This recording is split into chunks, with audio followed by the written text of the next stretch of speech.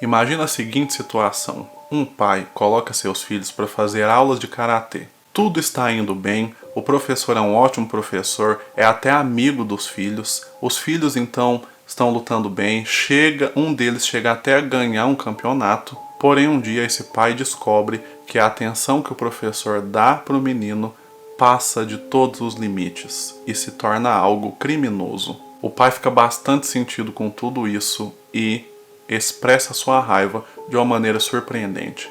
Quer saber como essa história começa? Quer saber como essa história termina? Então fica aí que é esse caso que eu vou contar para vocês hoje.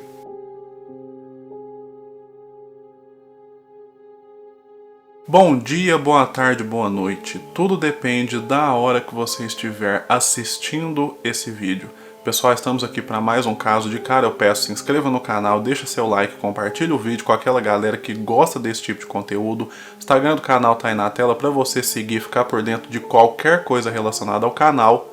Vamos pro caso. Vamos falar hoje do caso Jody Plauché. Jody nasceu no dia 27 de abril de 1972, no estado de Louisiana, nos Estados Unidos. Lá ele cresceu com seus pais Gary, John e 3 irmãos. Quando Jody tinha 10 anos, seus pais o colocaram para fazer aula de karatê. Na verdade, os pais colocaram ele e os irmãos.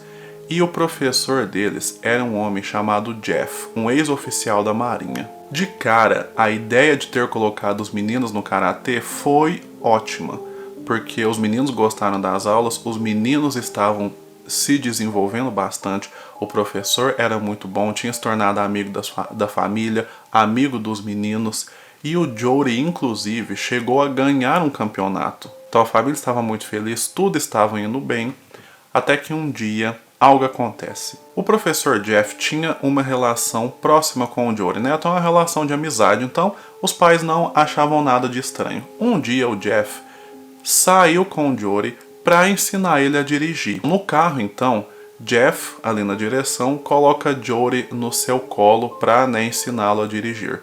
Porém, ele começa a passar a mão no menino. É a partir desse momento, então, que uma série de abusos começa a acontecer. Naquele momento, Jody fica extremamente apavorado, porque ele tem apenas 10 anos, ele não consegue entender direito o que é aquilo que está acontecendo.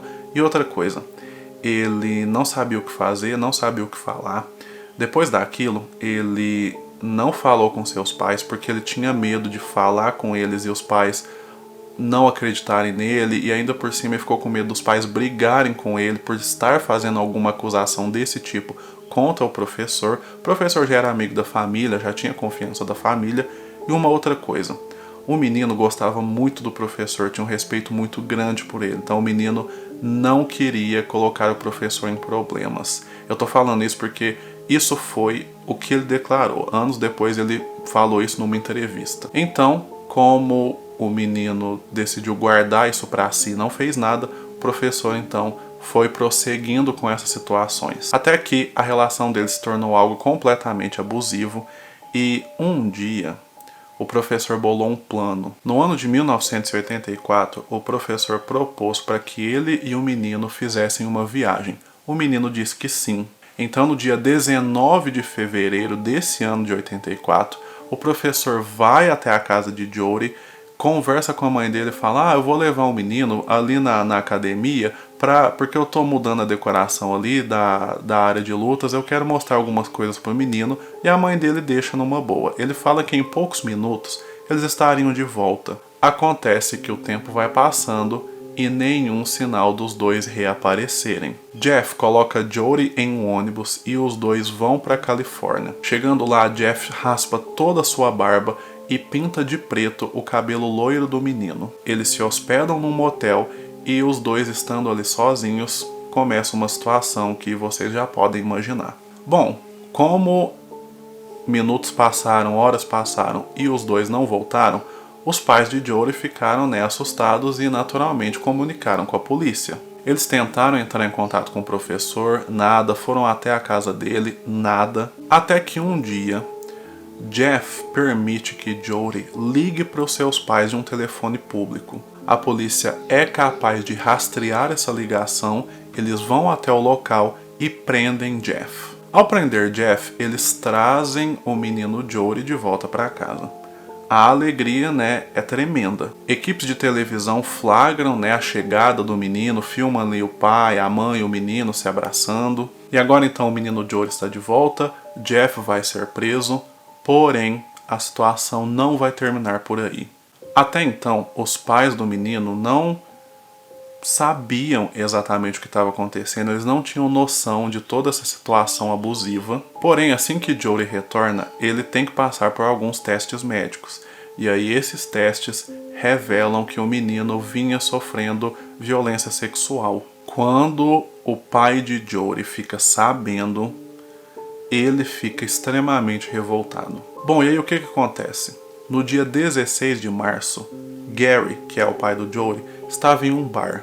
E lá ele ouve o noticiário dizer que na noite daquele dia, o Jeff chegaria no aeroporto da cidade por volta das 21 horas. A polícia, né, foi lá na Califórnia, prendeu ele e hoje ele estaria chegando no aeroporto com os policiais. Ao saber disso, o que o Gary fez? Ele saiu do bar e na hora marcada para o Jeff chegar, ele foi para o aeroporto. Lá dentro do aeroporto tinha alguns telefones públicos. Ele foi para a área dos telefones e ficou ali um tempo. Assim que ele percebe que o avião do Jeff está chegando, ele pega um dos telefones e liga para um amigo. Nessa ligação ele vai falando algumas coisas e aí o Jeff, junto com os policiais, vai passando pelo corredor e vai passando ali do lado de Gary.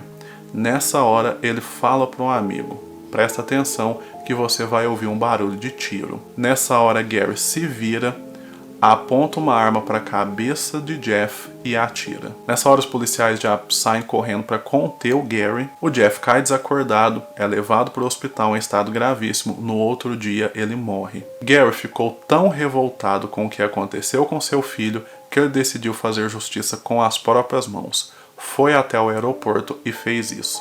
O negócio é o seguinte: havia uma equipe de TV filmando a chegada do Jeff. Ou seja, isso que o Gary fez foi televisionado, passou ao vivo na TV. Bom, não vou colocar aqui nesse vídeo, né? Mas no YouTube você facilmente consegue achar o vídeo do Gary atirando em Jeff. Gente, esse vídeo, assim, ele é impactante. Impactante para quem vê no YouTube. Agora imagina para quem tá lá sentado na sala vendo televisão e do nada, ao vivo, isso acontece. Bom, naturalmente, o Gary foi a julgamento, né, pelo que ele fez. Porém, o juiz analisou todo o contexto e entendeu que Gary não representava um perigo para a sociedade. Ele ajuda daquela forma, né, por conta aí do filho dele, de tudo que aconteceu. Então, ele foi condenado, porém, ele foi condenado a alguns anos de prisão, porém, ele pôde cumprir essa sentença em liberdade. Então, ele não foi para a prisão. E ele também teve que cumprir algumas horas de serviço comunitário. Inicialmente, Jory ficou magoado com seu pai, porque por mais que essa situação abusiva estivesse ocorrendo, Jory não queria que ninguém tivesse que morrer ali na situação. Ele queria sim que essa situação acabasse, que essa situação parasse, e como a polícia já tinha capturado o Jeff, ele entendia que beleza, estava tudo resolvido, ele vai ficar preso, ele vai receber o que ele merece, os abusos vão acabar, minha vida vai ser normal novamente. Então, ele ficou magoado com o pai. Porém, os anos se passaram, Jory foi crescendo, foi entendendo melhor a situação e gradativamente a relação dele com seu pai voltou a ficar normal, eles voltaram a ficar de bom um com o outro.